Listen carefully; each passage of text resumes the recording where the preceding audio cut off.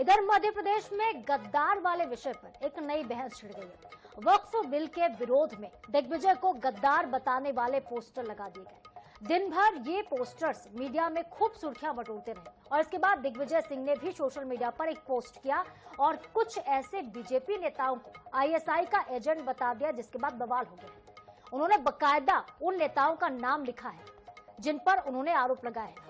दिग्विजय सिंह का पोस्ट सामने आया है जो आप देख रहे हैं इस वक्त। 3 तस्वीरों के जरिए आप इस पूरे विषय को समझिए। ये वो पोस्ट है जिसमें देखिए बकायदा शहर का नाम और उस वर्कर का नाम लिखा गया है। दिग्विजय सिंह ने ये एक लंबी फहरिस्त जारी किया जिसमें लिखा है कि ये बीजेपी के वर्कर नहीं बल्कि आईएसआई के वर्कर हैं।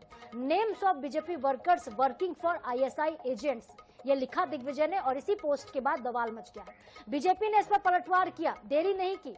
मंत्री विश्वास कैलाश सारंग इसमें सामने आए और कहा कि दिग्विजय सिंह सिर्फ सुर्खियों में बने रहने के लिए इस तरह से बयान देते हैं। क्या कुछ कहा उन्होंने, आपको सुनवाते हैं। सेंसेशनल बयान देकर अपने आप को सुर्खियों में रखना चाहते हैं। वो व्यक्ति जिसने हर समय सनातन का अपमान किया हो, पहली बार भगवा आतंकवाद जैसा वो शब्द जिससे संपूर्ण सनातन बदनाम होता है, ये सबसे पहले यदि किसी ने बोला तो वो दिग्विजय सिंह जी ने बोला। अफजल को अफजल गुरु कहना, हाफिज सईद को जी लगाकर उसको महिमा मंडित करना, जाकिर नायक जैसे विघटनकारी को मंच पर जाकर गले लगाकर उसको सम्मान देना, बाटला हाउस जैसे एनकाउंटर पर प्रश्न चिन्ह लगाना, एयर स्ट्राइक सर्जिकल स्ट्राइक पर प्रश्न चिन्ह लगाकर हमारी सेना और सैनिकों का अपमान करना। दिग्विजय सिंह जी हर समय देश को तोड़ने वाले बयान देते हैं। तो पोस्टर वॉर शुरू हुआ है मध्य प्रदेश में। इसके पीछे क्या कुछ राजनीति, क्या मंशा है, समझते हैं। हमारे ब्यूरो प्रमुख भोपाल से अनुराग मालवीय जुड़ गए हैं। अनुराग, एक मुद्दा शुरू होता है गद्दार से, पोस्टर लगते हैं गद्दार के, उसके बाद ये पोस्टर आता है दिग्विजय का, आईएसआई तक ये मामला पहुंच गया। क्या हो रहा है मध्य प्रदेश की सियासत में? देखिए, निश्चित रूप से कहीं ना कहीं ये बहुत निचले स्तर की भी सियासत कही जा सकती है, क्योंकि पहली जो शुरुआत हुई जिसमें दिग्विजय सिंह को गद्दार लगाने वाले पोस्टर नजर आए, वही कहीं भाषा का ऐसा प्रयोग किया गया था कि उसके बाद ये विवाद और बढ़ता ही गया, क्योंकि दिग्विजय सिंह भी जवाब देने में कभी पीछे नहीं रहते। दिग्विजय सिंह ने बाकायदा पोस्ट किया, कई सारे बीजेपी और बीजेपी के जो अनुसांगिक संगठन है उनके वर्कर्स के नाम बताए और उनको आईएसआई से जुड़ा हुआ बताया। और ये राजनीति फिर यही नहीं रुकी। जब ये उन्होंने जारी किया अपना पोस्ट, उसके बाद में अब जो है इस पर भी पलटवार आने लगे हैं। विश्वास सारंग की अगर हम बात करते हैं तो विश्वास सारंग ने अब उनको अफजल गुरु और जाकिर नाइक को लेके जो बयान दिए हैं, वो तमाम जो चीजें हैं वो याद दिलाई है और दिग्विजय सिंह को ये कह दिया है कि वो सुर्खियों में रहने के लिए ये सारी बातें कहते हैं।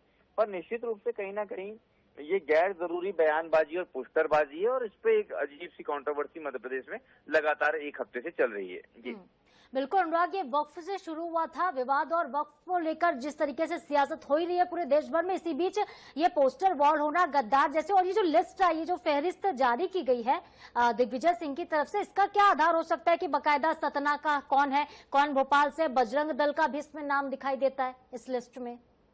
देखिए, ये क्योंकि पुराने रिकॉर्ड्स हैं, ये पुरानी खबरें हैं, जो जांच एजेंसियों में जिन नामों का जिक्र आया है वो उस माध्यम से दिग्विजय सिंह ने इन तमाम नामों का जिक्र किया, क्योंकि ये सारे मामले पिछले कई दिनों में घटनाक्रम हुए हैं और उसी के चलते कहीं ना कहीं दिग्विजय सिंह इस पोस्ट को इतने दावे, नाम, पते के साथ में कहीं ना कहीं जाहिर कर रहे हैं, पोस्ट कर रहे हैं। तो वो कहीं ना कहीं उनके पास तकनीकी पहलू है, तकनीकी जानकारी है दिग्विजय सिंह के पास।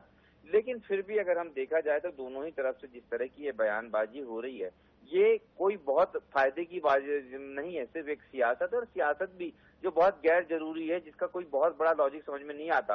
वक्त पे जो शुरुआत हुई थी, जिस पे अभी बात होनी थी, उसके बजाय ये अब आईएसआई पे पहुंच गई है, गद्दार जैसी भाषाओं पे पहुंच गई है, पाकिस्तान पहुंच गई है। जी बिल्कुल, पाकिस्तान तक पहुंच गए हैं और जिस तरीके से पोस्टर आया है, उसके बाद पोस्ट आया है, इस पर सियासत तो गर्मा ही रही है। लेकिन एक नया गदर इस बात पर भी शुरू हो गया कि सिर्फ सेंसेशनल बयान देते हैं दिग्विजय सिंह, सुर्खियों में रहने के लिए इस तरह से बयान देते हैं। ये भी बीजेपी अब कह रही है सुर्खियों में रहने चाहते हैं। क्या वो अपना कद, अपना पद भूल गए? बीजेपी तो यही पूछ रही है दिग्विजय सिंह से।